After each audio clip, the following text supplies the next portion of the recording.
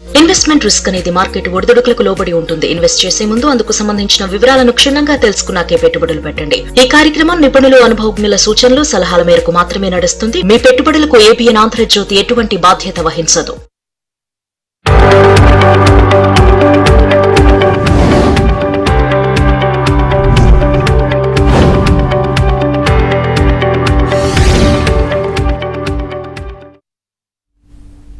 నమస్తే, welcome to ABN business news. దేశీయ stock మార్కెట్లు ఫ్లాట్గా కొనసాగుతున్నాయి.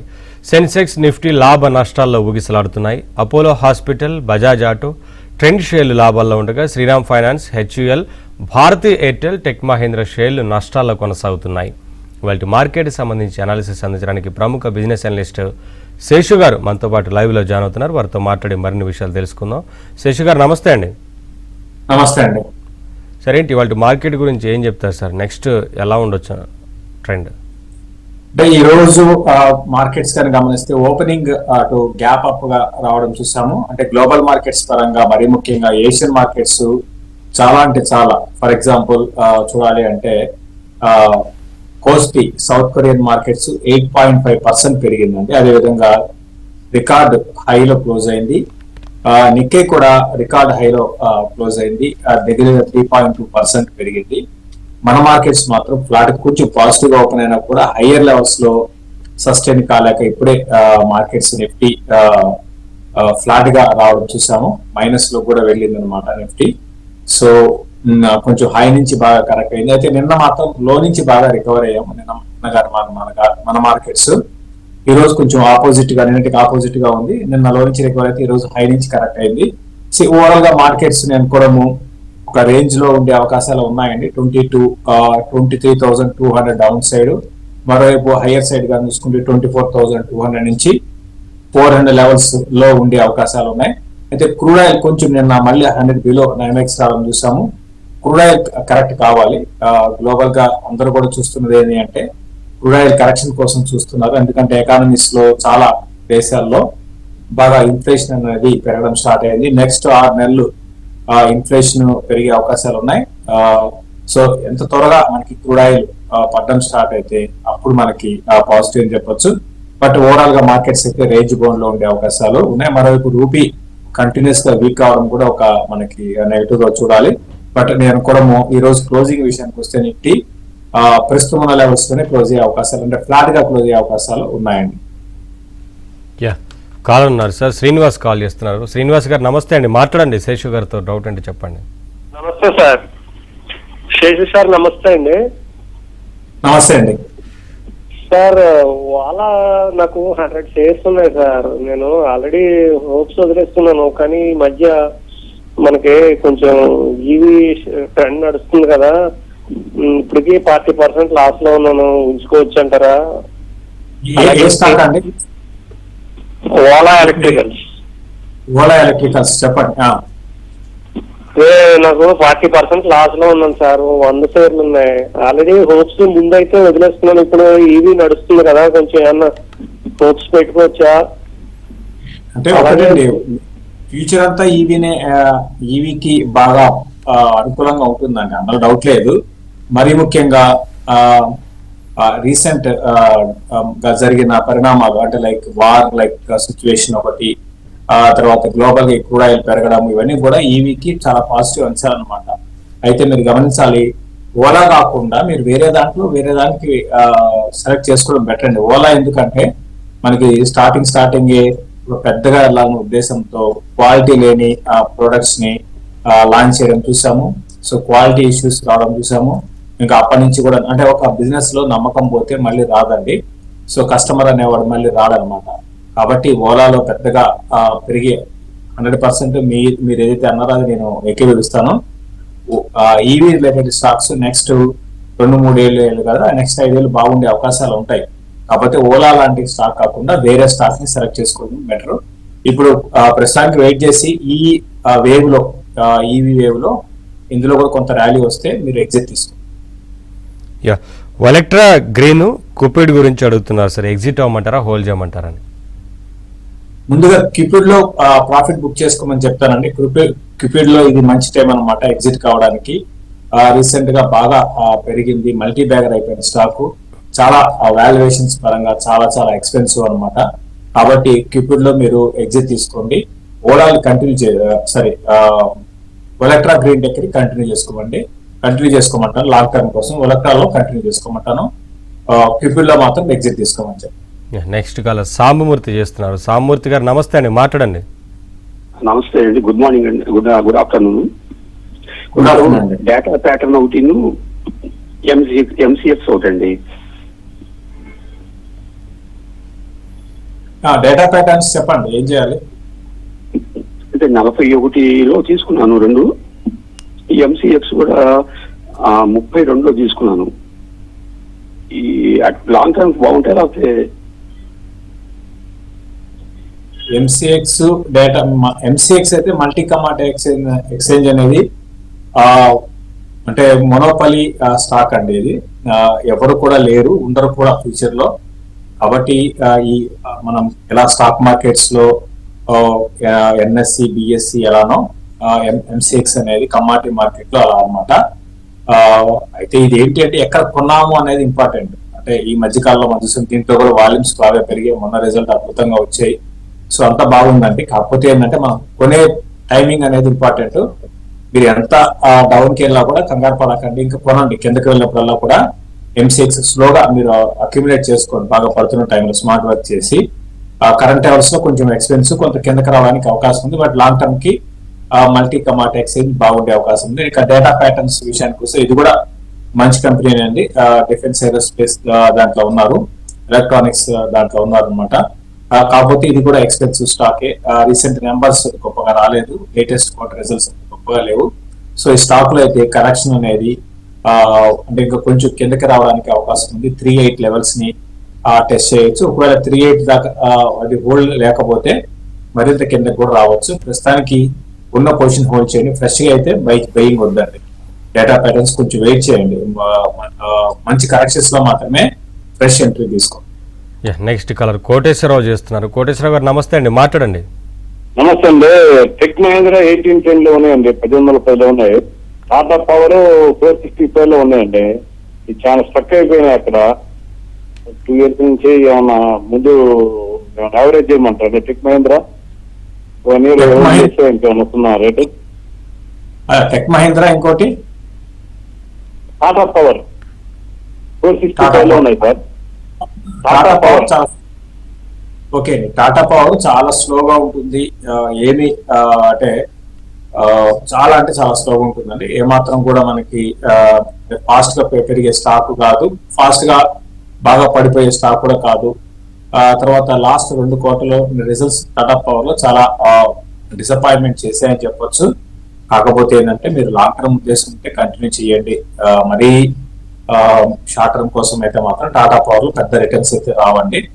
టెక్ మహీంద్రా విషయానికి వస్తే ర్యాలీస్ లో ఎగ్జిట్ కానీ మీ రేటుకి వచ్చినప్పుడు మీరు ఎగ్జిట్ తీసుకోనండి. ఈవెన్ టాటా పవర్ కానివ్వండి, టెక్ మహీంద్రా కానివ్వండి, 2 కూడా షార్ట్ టర్మ్ పెరిగేలేదు. ఈవెన్ లాంగ్ టర్మ్ అయినా కూడా టాటా పవర్ లో పెద్ద రిటర్న్స్ ఉండవండి, భారీ రిటర్న్స్ ఉండవు. అసలు టెక్ మహీంద్రా అయితే కంప్లీట్ గా ఎగ్జిట్ తీసుకోమని చెప్తారు. రిటర్న్స్ పక్కన పెట్టి ఐటీ కంపెనీస్ మీరు చూస్తున్నామా ఫ్యూచర్ ఉండదండి. సో ఎప్పుడేం జరుగుతుందో మనకు తెలియదు. కాబట్టి టెక్ మహీంద్రాలో మీరు ర్యాలీస్ లో ఎగ్జిట్ తీసుకోండి. నెక్స్ట్ కలర్ గోపిరెడ్డి చేస్తున్నారు. గోపిరెడ్డి గారు నమస్తే అండి, మాట్లాడండి శేషు గారితో. Sir good afternoon both of you sir. Sir నాకు అక్కడ సింపానీ 10% లాస్ లో ఉంది, ఏఈసి ఇంటర్నేషనల్ 20% లాస్ లో ఉంది. హోల్డ్ చేయమన్నా చేస్తాను ఒక 1 year 2 years, యావరేజ్ చేసుకోమని చేసుకుంటాను. ఏం చేయమని చెప్పండి సార్. సింపనీ ఇంకా పెరిగే అవకాశాలు లేవండి. ఇప్పుడు మనం లేటెస్ట్ నెంబర్స్ కూడా చూసాము. మంచి సమ్మర్ లో ఏమాత్రం కూడా అంత గొప్పగా రిజల్ట్స్ రాలేదు. మార్చ్ క్వార్టర్ అంటే సమ్మర్ నెక్స్ట్ క్వార్టర్ అనేది కొంచెం సింపనీకి కొంచెం పాజిటివ్ ఉండొచ్చు. మీరు 20% లాస్ లో ఉన్నారు. ఒకవేళ 20% పెరిగితే మీరు ఎగ్జిట్ తీసుకోండి. సింపనీలో ఎగ్జిట్ తీసుకోండి. కంప్లీట్ గా యావరేజ్ చేసుకోవడం అనేది కరెక్ట్ కాదు, ఎగ్జిట్ తీసేసుకోండి. సింపనీ ఇంకో స్టాక్ ఏమన్నారండి సింపనీతో పాటు ఉన్నారు. అంజలి కాల్ చేస్తున్నారు. అంజలి గారు నమస్తే అండి, మాట్లాడండి. శేషు గారితో డౌట్ అంటే చెప్పండి. నమస్తే అండి. నమస్తే శేషు గారు. నమస్తే. నేను క్వాలిటీ పవర్ తీసుకోవాలనుకుంటున్నానండి. యాక్చువల్ గా నిన్నటి నుంచి అది అప్పర్ సర్క్యూట్ లో లాగ్ అయిపోయి ఫర్దర్ గా ట్రేడింగ్ జరగట్లేదు.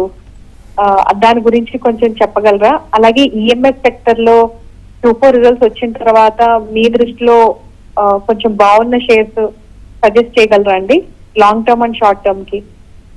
అంటే క్వాలిటీ పవర్, అవునండి, క్వాలిటీ పవర్ అప్పర్ సర్క్యూట్ మనం చూస్తున్నాము. ఇది ఎలా ఉంటాయంటే అండి, ఒకసారి పెరగడము పడినా కూడా అదే విధంగా ఉంటాయి. మన రిజల్ట్ తర్వాత ఈ క్వాలిటీ పవర్ లో చాలా మంచి ర్యాలీ అనేది చూస్తున్నాము. సో ప్రస్తుతానికి మీరు చూడండి, కీన్ గా అబ్జర్వ్ చేస్తున్నాండి. ఎప్పుడైతే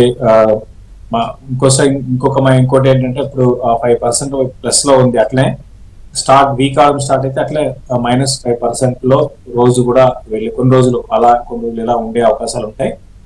కొంచెం రిస్క్ రివార్డ్ చూసుకుంటే రిస్క్ ఎంత ఉందో రివార్డ్ కూడా అంతే, ఇంకా రివార్డ్ కొంచెం ఎక్కువ ఉండొచ్చు, అది కూడా చూసుకోండి. టైమింగ్ ఇంపార్టెంట్ అండి. ప్లస్ మీరు ఏ సెక్టర్ అడిగారండి? స్టాక్స్ ఈఎంఎస్ సెక్టర్ అండి. ఈఎంఎస్ సెక్టర్ లో రిజల్ట్స్ వచ్చిన తర్వాత మీ దృష్టిలో బాగున్న స్టాక్స్ చెప్పండి. ఏ సెక్టర్ అన్నారు? ఈఎంఎస్ అండి, ఈఎంఎస్. అది Syrma SGS, Avalon, PG Electroplast, EMS sector అండి. హలో,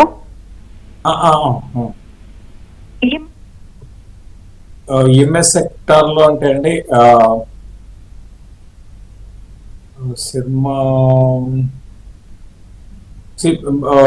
ఒకటి ఈజీ వద్దు కానండి. యావలాన్ ఒకటి, డిక్సన్ ఒకటి వెళ్ళండి అండి. యావలాన్ ఒకటి, డిక్సన్ టెక్నాలజీస్. డిక్సన్ టెక్నాలజీస్ అంత గొప్పగా రాలేదు రిజల్ట్స్, బట్ ఏంటి అంటే ఫ్యూచర్ లో కొంచెం బిజినెస్ మోడల్ చేంజ్ చేసుకునే అవకాశాలు ఉన్నాయి. రీసెంట్ గా వీళ్ళు మనం చూస్తున్నాము, దాని తగ్గట్టుగా క్యాపెక్స్ లాస్ట్ ఒక 1 year గా వాళ్ళు క్యాపెక్స్ చేస్తున్నారు.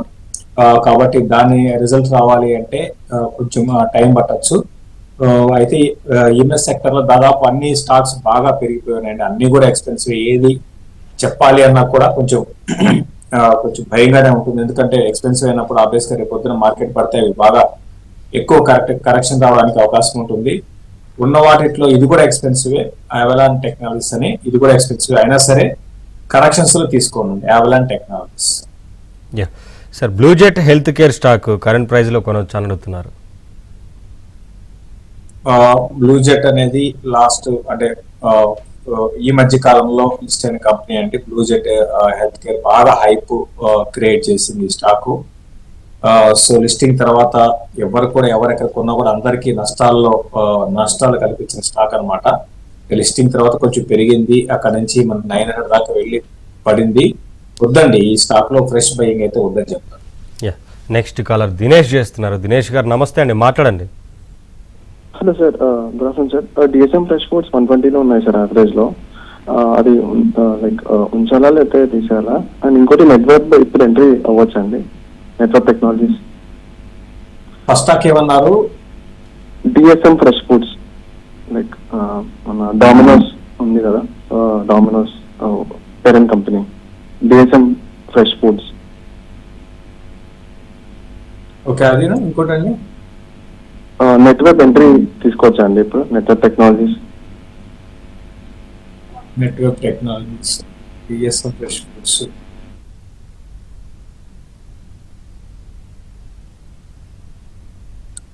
డిఎస్ఎం ఫ్రెష్ ఫుడ్స్ అయితే నిర్ణయం మీరే తీసుకోండి అండి, నేనైతే దాని గురించి పెద్దగా ఏం చెప్పను. So network technologies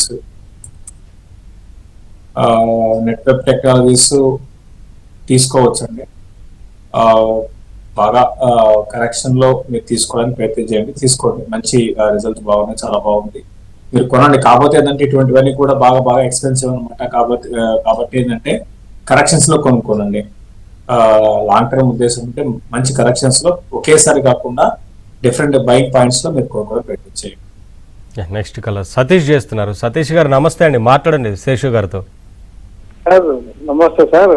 sir EID carry 15% loss లో ఉందండి, ఇంకా యావరేజ్ చేసుకోమంటారా? సెకండ్ వచ్చేసి కేఈసి ఇంటర్నేషనల్ 20% లాస్ లో ఉంది, యావరేజ్ చేసుకోమంటారా? కేఈసిని మీరు యావరేజ్ చేసుకోండి. కేఈసి ఇంటర్నేషనల్ లో రీసెంట్ గా ఒక్కసారి ఈ స్టాక్ లో భారీ సెల్లింగ్ చూసాము. అయినా సరే మీరు కొనండి. లాంగ్ టర్మ్ ఉద్దేశం ఉంటే కేఈసీలో యాడ్ చేసుకోండి. అదేవిధంగా ఈఏడి ప్యారీలో కూడా మీరు యాడ్ చేసుకోండి. రెండు కూడా కేఈసీ ఇంటర్నేషనల్ ఒకటి, ఈఏడి ప్యారీ ఒకటి, రెండు కూడా యాడ్ చేసుకోండి. నెక్స్ట్ కాలర్ అరుణ చేస్తున్నారు మండపేట నుంచి. అరుణ గారు నమస్తే అండి, మాట్లాడండి శేషు గారితో. నమస్తే శేషు గారు. నమస్తే మా అండి. దగ్గర ఏంజిల్ వన్ ఉన్నాయండి, Oracle financial services. Angel one లో 270 యావరేజ్ లో 1000 షేర్స్ ఉన్నాయండి. ఒరాకిల్ ఫైనాన్షియల్ సర్వీసెస్ 80 షేర్స్ ఉన్నాయండి, 8200 యావరేజ్ లో. ఒరాకిల్లో అవునండి, అవును. ఇవి ఎక్కడ సరి చేసుకోవచ్చు అండి, ఎంతవరకు హోల్డ్ చేసుకోవచ్చు? ఒరాకిల్ ఎంతలో ఉన్నాయండి? 8250 అండి.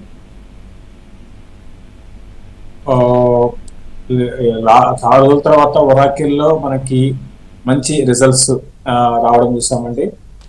సో అక్కడ నుంచి స్టాక్ లో ఒక 10,000 దాకా వచ్చేసింది. ఒక్కసారి స్టాక్ బాగా పెరగడం చూసాము.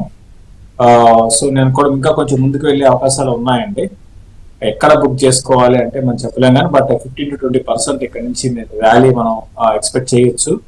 సో ప్రాబబ్లీ నేను కూడా అంటే ఇప్పుడున్న ట్రెండ్ కానీ గమనిస్తే నెక్స్ట్ క్వార్టర్ కూడా రిజల్ట్స్ బాగుండే అవకాశాలు ఉన్నాయి. సో ఒరాకిల్ ని ఇక్కడ నుంచి ఒక 20% మీకు ప్రాఫిట్ ని ఇవ్వడానికి అవకాశం ఉంది. కాబట్టి దాన్ని చూసుకొని మీరు నెక్స్ట్ క్వార్టర్ లో మీరు ఎగ్జిట్ తీసుకోండి. యాంజిల్ వన్ విషయానికి వస్తే, యాంజిల్ వన్ అనేది డైనమిక్స్ ఎప్పటికప్పుడు మారుతూ ఉంటే, మార్కెట్ ట్రెండ్ బాగున్నంత కాలం అంటే మార్కెట్స్ బాగా ఏదో ట్రేడింగ్ యాక్టివిటీ బుల్లిష్ మార్కెట్స్ ఏదైనా కూడా ఇట్లా ఉన్నంత కాలం బాగానే ఉంటాయి. మన రిజల్ట్స్ కూడా బాగానే ఉందండి. వాల్యుయేషన్స్ పరంగా కూడా నేను కంఫర్టబుల్ గా ఉన్నాను. కాకపోతే ఏంటంటే బేర్ మార్కెట్ లో మాత్రం ఇది ఒక్కసారి ఇక్కడ 50% పడడానికి కూడా అవకాశాలు ఉంటాయి అన్నమాట. ప్రస్తుతానికి ఉంచండి. యాంజిల్ వల్ల ప్రాఫిట్ తీసుకోండి.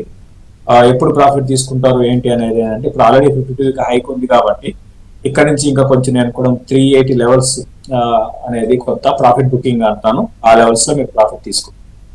నెక్స్ట్ కలర్ సతీష్ చేస్తున్నారు. సతీష్ గారు నమస్తే అండి, మాట్లాడండి. గుడ్ ఆఫ్టర్నూన్ శేషు గారు. గుడ్ ఆఫ్టర్నూన్ అండి. సార్ నాది అపోలో టైల్స్ ఉన్నాయి, విశాల్ మెగామార్ట్, ఈ రెండు 30% లాస్ట్ లో ఉన్నాను సార్. హోల్డ్ చేయమంటారా? లాంగ్ టర్మ్ కోసం ఎగ్జిట్ అవ్వమంటారా?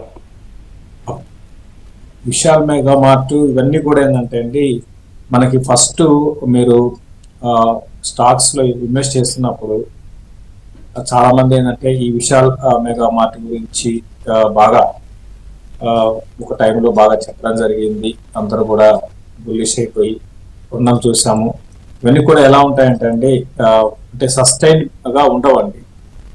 ఇప్పుడు రీటైల్ కంపెనీస్ ఏవైతే ఉంటాయో, ఈ ఆన్లైన్ అంటే మనకి ఈ కామర్స్ వచ్చిన తర్వాత ఇవన్నీ కూడా ఫ్యూచర్ అంతా కష్టకాలం అండి. వీళ్ళు చాలా కష్టం. ఆన్లైన్ తప్పుకొని వీళ్ళు ముందుకెళ్ళాలంటే అంత ఈజీ కాదనమాట. అఫ్ కోర్స్ రీసెంట్ నెంబర్స్ బాగున్నాయి. ప్రస్తుతానికి విశాల్ మెగా మార్ట్ ఉంచండి. మీరు లాస్ అంటే మీరు ఎంత రాస్తున్నారో మీ రేటుకి వచ్చిన తర్వాత ₹1 అటు ఇటుగా తీసేసేయండి. ఇవి సస్టైన్ బిజినెస్ మోడల్ కాదు. విశాల్ మెగా మార్ట్ మాత్రం ర్యాలీస్ లో ఎగ్జిట్ కాదు. ఇంకో స్టాక్ ఏమన్నారండి మీరు? కాల్ కట్ అయింది సార్. నెక్స్ట్ కాలర్ శేఖర్ చేస్తున్నారు ధర్మవరం నుంచి. శేఖర్ గారు నమస్తే అండి, మాట్లాడండి శేషు గారితో. శేషు గారు కూడా నమస్తే సార్. Sir 3 stocks sir. ఒకటి ఇండియా బ్యాంక్ 978 లో ఉన్నాయి, సన్ రియాలిటీ 372 లో ఉన్నాయి, యూనియన్ బ్యాంక్ 179 లో ఉన్నాయి సార్. ఉంచుకోమంటారా, ఎగ్జిట్ అమ్మంటారా సార్? సన్ రియాలిటీనా అండి? Sun realty sir. So Union Bank వీటిలో పెద్దగా మీకు రాదండి. పెద్దగా వచ్చే అవకాశాలు అయితే లేవు. అంటే భారీగా రిటర్న్స్ వచ్చే అవకాశాలు అయితే లేవు. ఇండియన్ బ్యాంక్ కానివ్వండి, యూనియన్ బ్యాంక్ కానివ్వండి, పెద్దగా వచ్చే అవకాశాలు. కాకపోతే ఏంటంటే ఇప్పుడు ఇమీడియట్గా పడకపోవచ్చు కూడా, పెద్దగా పడే అవకాశాలు కూడా లేవు. ఉంచండి మీరు. మీరు ఇంకో స్టాక్ ఏమన్నారండి? సన్ రియాలిటీ 372 లో ఉన్నాయి సార్. బాగా లాస్ లో ఉంది ఇది కూడా. ఓకే, ఇది రాంగ్. ప్రస్తుతానికి వచ్చానండి 370 అంటే ఇంకా ఆ రేటుకి వచ్చే అవకాశాలు లేవు. సన్టెక్ రియాలిటీ ప్రస్తుతానికి ఇటువంటి స్టాక్స్ అన్ని కూడా చాలా వీక్ ఉన్నాయండి. రియల్ ఎస్టేట్ అంతా కూడా చాలా వీక్ ఉంది. ఫ్యూచర్ లో నేను కూడా ఇంకా కొంత వీక్ అయ్యే అవకాశాలు ఉన్నాయండి. బట్ ప్రస్తుతానికి అయితే ఉంచండి. సన్టెక్ రియాలిటీ ప్రస్తుతానికి ఉంచండి. బట్ ఇది కూడా మీరు ఏంటంటే ఎగ్జిట్ తీసుకోండి. లాంగ్ టర్మ్ ఉంచాకంటే ప్రస్తుతానికి హోల్డ్ చేసి నెక్స్ట్ బుల్ ర్యాలీలో ఇవన్నీ కూడా ఎగ్జిట్ తీసేసుకోండి స్టాక్స్.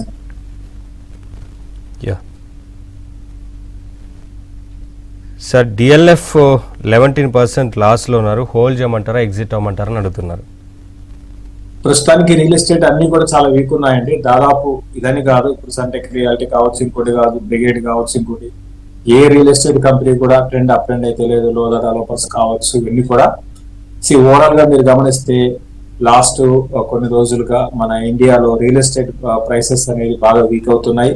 మరోవైపు ఇంకొక ఇంట్రెస్టింగ్ ఏంటంటే ఐటీ ఎంప్లాయీస్ ఏదైతే ఉన్నారో వాళ్ళకి అన్సర్టెనిటీ ఉండేటప్పటికి వాళ్ళు కూడా వాళ్ళ డబ్బులున్నా కూడా రియల్ ఎస్టేట్ లో ఇన్వెస్ట్ చేయడానికి ముందుకు రావట్లేదు. దీనికి తోడు ఆల్టర్నేట్ ఇన్వెస్ట్మెంట్స్ అనేది మన ఇండియాలో బాగా పెరిగాయి. లైక్ ఇప్పుడు మనం చూస్తున్నాం స్టాక్ మార్కెట్ లో కొన్ని లక్షల కాదు కోట్ల మంది రావడము, అదేవిధంగా ఎర్లీ స్టేజ్ లో కంపెనీలో ఇన్వెస్ట్ చేయడము, తర్వాత ఓన్ బిజినెస్, ఇటువంటివి అనమాట. ఇవన్నీ పెరిగేటప్పటికి ఆటోమేటిక్ గా ఒకప్పుడు మనకి ఇన్వెస్ట్మెంట్ అంటే రియల్ ఎస్టేట్ లేదా గోల్డ్, ఈ రెండు తప్ప ఈవెన్ గోల్డ్ కూడా కాదు, రియల్ ఎస్టేట్ మనం ఇప్పుడు అట్లా ఆ ప్రాస్పెక్టివ్ మారింది.